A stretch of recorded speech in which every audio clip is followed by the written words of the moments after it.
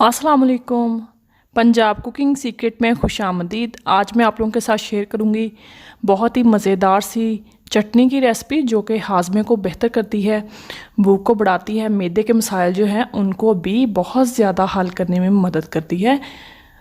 तो quick and easy बनने वाली है। आप लोग रमज़ान में मैदे की तेज़ाबियत होने वाले मसाइल से छुटकारा पा सकते हैं। तो चले रेसिपी देख लेते हैं।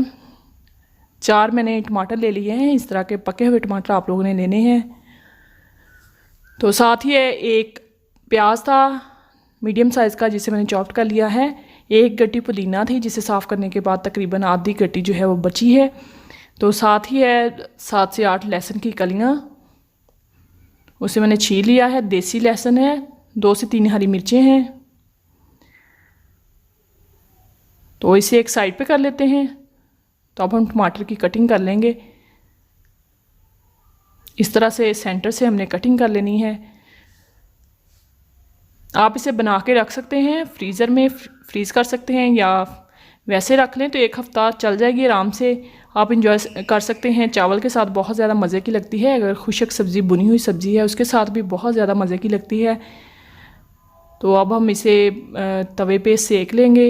इतना हमने सेकना है, तकरीबन 5 से 6 मिनट लगेंगे कि ये अपना छिलका जो है वो छोड़ दे और लाइट गोल्डन सा कलर जो है वो ऊपर इसके मार्क्स बन जाएं। इतनी देर तक हमने इसे कुक करना है। साथ ही मैं लहसुन जो है उसे रोस्ट होने के लिए डाल दूंगी। 2 से 3 मिनट लगे हैं। लहसुन हमारा तकरीबन रोस्ट हो गया है। इसे एक साइड पे कर लेते हैं।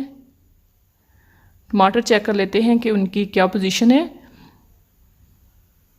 जब ये गोल्डन हो जाएंगे ना, कुक हो जाएंगे, तो ये छिलका अपना जो है वो छोड़ देंगे।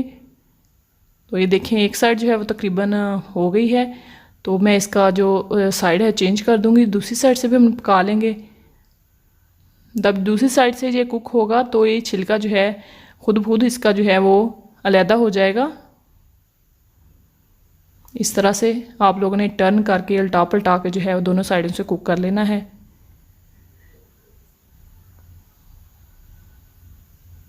कितना ज़बरदस्त गोल्डन कलर आया है। इससे बहुत ही ज़्यादा फ्लेवर भी अच्छा आता है। रोस्ट करने से टमाटो को रोस्ट करना, तवा आप लोगों ने जो नॉन स्टिक नहीं लेना, तवा आप लोगों ने इस तरह का लोहे का तवा लेना है जो नॉर्मल घरों में रोटी बनाई जाती है जिस पे। इससे जो है वो फ्लेवर बहुत अच्छा आता है तवे पे। अगर आप लोहे के तवे पे इसकी बुनाई करेंगे तो। लहसुन रोस्ट हो गया था, उसे हमने निकाल लिया है एक प्याली के अंदर। तो अब हम इसे टर्न कर लेंगे इस सारों को।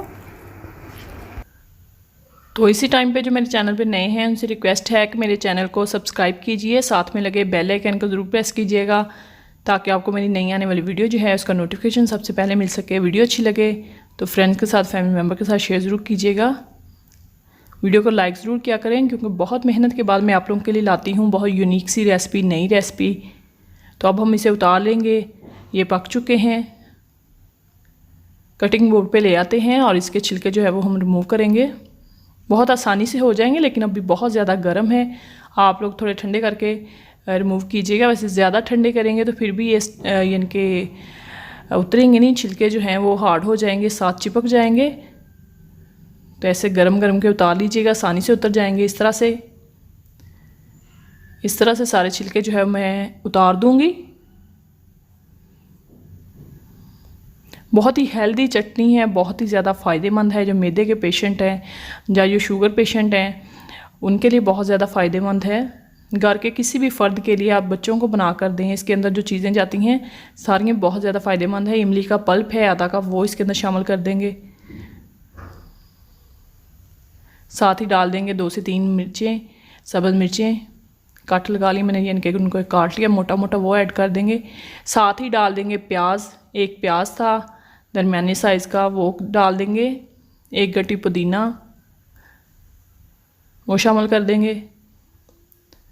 नमक जाएगा 1 टीस्पून, ज़ीरा हाफ़ टेबल स्पून, 1 टीस्पून जाएगा इसके अंदर रेड चिली पाउडर। लहसुन जो रोस्टेड है वो ऐड कर देंगे। अजवाइन है 2 पिंच आप लोग ऐड कर लीजिएगा। तो अब सारी चीज़ों को हमने चॉपर में डाल के चॉप करना है, ग्राइंड नहीं करना। अगर ग्राइंड करेंगे बहुत ज़्यादा लिक्विड सी हो जाएगी, पानी इसका लैदा हो जाएगा। हमने ग्राइंड नहीं करना, हमने इसे चॉप करना है। चॉपर में डाल के आप चाहे तो कुंडी में इसे कूट भी सकते हैं, वो भी बहुत ज़बरदस्त जायका आएगा। ये देखिए इस तरह का हमें टेक्सचर चाहिए, हमें बहुत ज़्यादा इसे महीन नहीं करना। चॉपर में डाल के कीजिएगा तो इस तरह की मज़ेदार सी चटनी जो है बनकर रेडी हो जाएगी। तो इन्जॉय कीजिएगा, बनाइएगा इस रमज़ान और मुझे दुआओं में याद रखिएगा। इस तरह से गार्निशिंग कर लेंगे ज़बरदस्त सी। तो इसी के साथ मुझे दीजिए इजाज़त। Thanks for watching. अल्लाह हाफिज़।